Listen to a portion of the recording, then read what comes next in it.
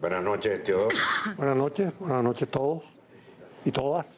Tenemos que comenzar, Teodoro, por lo que se ha estado manejando hoy como noticia, que es lo señalado por el presidente de la República el día de ayer con motivo de inmuebles en el estado Miranda y también en otras partes del país, así como las medidas tomadas con la empresa Sidetur. Bueno, en alguna ocasión yo me refería a este acelerado proceso de estatizaciones que está ya adelantando el gobierno como un proceso demencial. Porque he comenzado a preguntarme, ¿quién está manejando eso? ¿Cómo se manejan? Solamente en este año hay 200 empresas estatizadas. ¿Quién maneja eso? ¿Quién las hace funcionar? ¿Quién está garantizando que se trata de empresas que están produciendo lo que debían producir? ¿Qué es lo que está ocurriendo en las relaciones con los trabajadores? A ratos siento que lo que le va a pasar al gobierno con el proceso de estatizaciones es algo parecido a lo que le pasó con el tema de la seguridad ciudadana, que se le escapará de las manos. Sí, yo no siento que el Estado y el gobierno están en capacidad de manejar un hiperestado económico como el que está construyendo Hugo Chávez. Hay un desmadre que no tiene, además, en muchos aspectos, en algunas cosas responde a una cierta lógica, pero en otras a ninguna. Sencillamente reacciones que uno trata de encontrarles alguna explicación económica y no puede. Yo, por ejemplo, me pregunto, ¿cuál es la racionalidad que está detrás de la expropiación de los complejos habitacionales? Vamos a suponer, yo no sé qué complejo se trata, pero vamos a suponer que algunos de estos complejos se hayan atrasado en la construcción. Bueno, entre otras cosas, si eso ha ocurrido, tiene que ver con una medida tomada por el propio gobierno, que fue prohibir la escalación del índice de precio al consumidor en el caso de las construcciones. Eso, por supuesto, obligó a muchos constructores o promotores a abandonar el negocio, porque obviamente en un país inflacionario, que tiene una inflación anual de agosto del año pasado a agosto de este año de 28 y pico %, es imposible imaginar que los costos de producción no son afectados por ese proceso inflacionario. Para un constructor, el no poder escalar los precios de acuerdo con la inflación es sencillamente condenarse a la quiebra. Entonces, muchos se han retirado y otros han paralizado obras.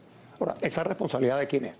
El gobierno entonces, ahora, puesto que él no paga IVA, no paga impuestos, dirá, bueno, yo voy a terminar esto. Está este gobierno que no puede construir viviendas, que ha fracasado estrepitosamente en la construcción de viviendas, cuyo presidente piensa que importando viviendas de Bielorrusia o de Irán puede hacerle frente a ese problema, asumir estos complejos habitacionales, uno de los cuales es gigantesco. El de La Encantada es un complejo enorme.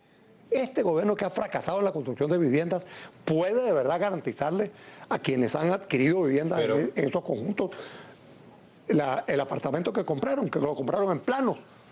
Ahora, hay que buscarle una cierta lógica, porque el gobierno expropia las cementeras con la idea de que con el cemento lo están vendiendo para el Caribe y aquí no hay cemento para construir viviendas.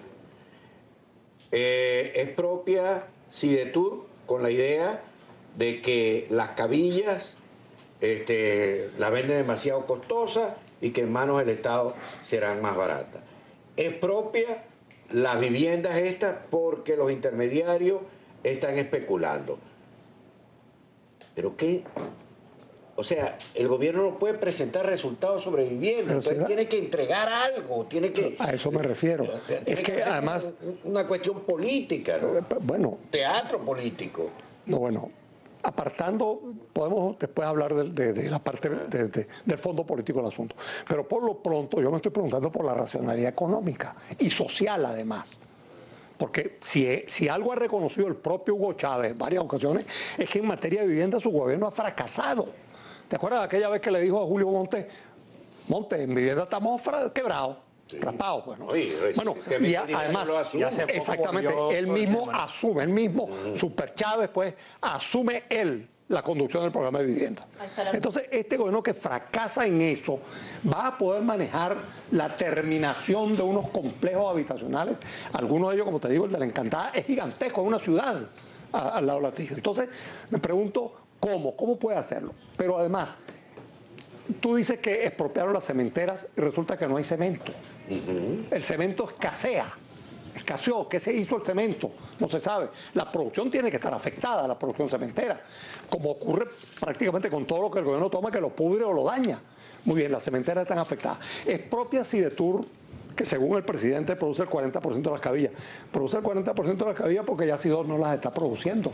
Porque Sidor, renacionalizada, bajó su producción de 4.2 millones de toneladas al año a menos de 2. Y ahora está importando cabillas para poder colocarlas en el mercado acá. Pero además, el argumento para expropiar Sidetur no fue un argumento económico, de estrategia económica, vamos a colocar el sector siderúrgico todo bajo control del Estado. No, el argumento fue que nos compran el acero a nosotros y después nos venden las cabillas mucho más caras. Resulta que yo no sé si el presidente lo hace por ignorancia, porque no conoce el asunto, o lo hace a propósito, queriendo cobiar a los venezolanos. Resulta que el precio de las cabillas está congelado por el gobierno desde el año 2006. De manera que Sidetur coloca las cabillas en el mercado al precio que estableció el gobierno. Si es un precio especulativo, el gobierno lo estableció. Pero obviamente no debe ser un precio especulativo. Es un precio que el gobierno consideró el año 2006, que probablemente hoy ese precio ya no cubre, o cubre deficitariamente los costos, porque han sido 4 años de inflación acelerada. Pero fíjate el argumento que usa Chávez. ¿Lo hace por qué? Porque no sabe que el precio está congelado. O porque, contando un poco con el desconocimiento de la mayoría de la gente de ese tipo de realidades, piensa, si yo les digo que la estoy expropiando para abaratar las cabillas, me lo van a creer, porque va a haber poca gente que va a decir, mira chicos, pues esas cabillas están congeladas, los precios los fijó el gobierno. Entonces tú te das cuenta que todo el proceso tiene una cierta tónica demencial, no hay una racionalidad, a veces parecen cosas caprichosas. Cuando yo oigo como argumento para expropiar Sidetur lo del precio de las cabillas, me digo, bueno, pero aquí tiene que haber, más fácil le resultaba a Chávez y más cónsono con su propio proyecto, decir, mire, nosotros expropiamos Sidetur, porque Sidetur es una empresa siderúrgica muy importante, nosotros tenemos Sidor, pues vamos a tener Sidetur y vamos a tener las briqueteras y vamos a tener el control del sector, sí, un monopolio, por cierto, del sector siderúrgico. Eso tiene, digamos, desde la óptica de un hombre como Chávez, que es estatizante, que cree que el Estado debe controlar sectores enormes de la economía, bueno, eso tiene lógica, pero dar un argumento que es falso, que es una coba, para tratar de justificarlo, aparece entonces como un recurso. Lo que hemos visto, que le decía Teodoro que hemos visto en el caso de Arisleña también el argumento de que explota al trabajador, explota a los campesinos en ese caso. En el caso de Owens, Illinois, es decir, que maltrataba a sus trabajadores y además dañaba el ambiente, o sea, que se arme un expediente, digamos, en ese tono político para justificar luego la acción, ¿no?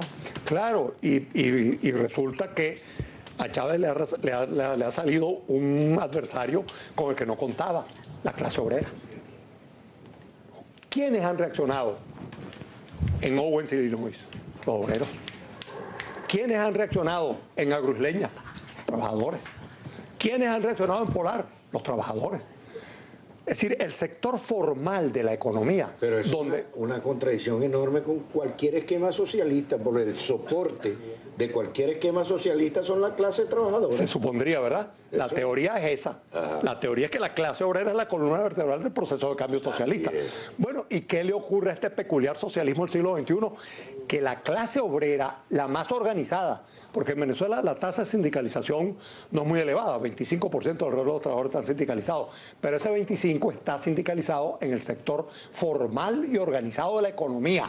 Aquí ninguna de las grandes empresas carece de sindicato. Owens Illinois tiene sindicato, Polar tiene sindicato, Cargill tiene sindicato, Agroisleña tiene sindicato. Son sindicatos de empresas grandes, importantes, con miles de afiliados. Esos son los que están saliendo a la palestra. Es decir, ¿qué es lo que ocurre que la clase obrera, esta y la de Guayana, que también ya se dejó de creer en pajarito preñado. Bueno, en Guayana hay una reacción frente a las estatizaciones porque han comprobado, aquellos que se ilusionaban con la idea del Estado patrono mejor que el patrono privado, han descubierto que pareciera preferible el peor y el más cruel de los patronos privados al Estado patrono. Porque el Estado patrono ni paga a tiempo, suprime beneficios, quiere acabar con el sindicalismo y los trabajadores comienzan a sentirse indefensos y agredidos. Eso le iba a comentar, que usted en varios editoriales ha hablado del tratamiento que le da el gobierno, la visión que tiene de cómo debe ser el sindicalismo, ¿no? o los sindicatos, ¿no? Que no es esa visión, digamos, de control obrero o de darles más poder, sino más bien de buscar suprimirlos o debilitarlos. Efectivamente, el gobierno tiene una visión antisindical. El gobierno pretende sustituir a los sindicatos por otro tipo de organizaciones que genéricamente algunos llaman de control obrero. Pero el sindicato como instrumento reivindicativo, como instrumento de organización para la lucha por reivindicaciones específicas de los trabajadores, el gobierno no lo quiere, porque lo ha dicho además.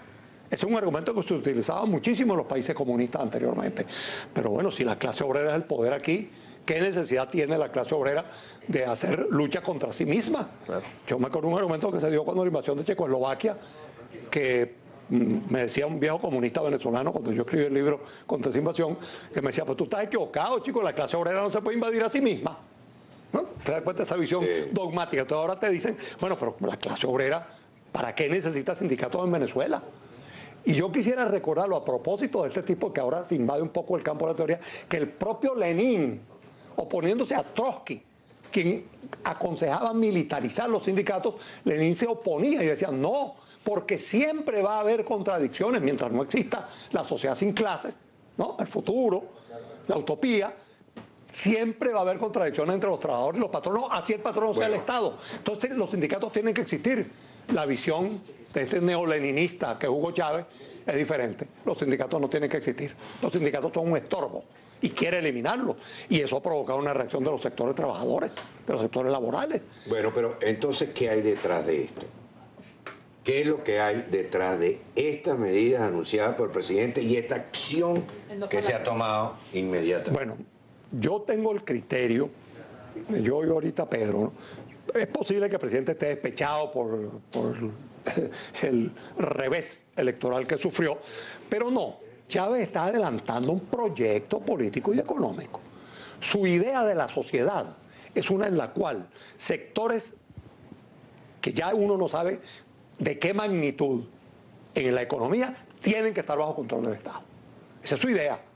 Él está desarrollando ese proyecto, estatizar sectores llamados estratégicos, pero otros que no parecen estratégicos, que no nos explica por qué. Por ejemplo, se estatiza una torrefactora de café, que no puede ser considerada estratégica para nada. O se amenaza a los chocolateros, a los productores de chocolate. Por el valor estratégico del chocolate. Por el valor estratégico del chocolate. Bueno, como eso fue lo único que él pudo llevar en el viaje ese que hizo, que le regaló unos chocolaticos a Medvedev o a Ahmadinejad. Entonces creerá que Venezuela es una potencia, debe ser una potencia productora de chocolate. O sea que en vez de una planta nuclear tenemos el Toronto. Está bueno eso. Tenemos el Toronto. Bueno, efectivamente, pero lo que hay detrás de esto es el avance progresivo de un proyecto de estatización de una parte importante de la economía. Yo no creo que Chávez piense estatizar toda la economía, a la cubana o a la soviética. Bueno, por el sector comercial, el pequeño comercio, pues el sector, son miles y miles y miles, centenares de miles de pequeños comerciantes. Hasta ahora pues no ha sido tocado, ni creo que sea tocado, ni creo que Chávez sea tan insensato como por ejemplo estatizar todo el pequeño comercio. Además yo creo que los cubanos le han advertido varias veces que ese fue uno de sus peores errores. Estatizar hasta lo, como Dios lo llama exactamente. Claro, y en el discurso ellos dicen que no se meterán con la propiedad del pequeño, sino que combaten en la oligopólica o la monopólica. Es el discurso del presidente. Ese es el discurso del presidente. Pero el discurso del presidente está avanzando por un camino, efectivamente, de estatización de tal magnitud que entran allí sectores que tú puedes considerar, digamos, desde la perspectiva de un estatista, ¿okay? Debe estar bajo control del Estado, pero otros que no. Yo me pregunto, esas 200 empresas que han sido estatizadas este año,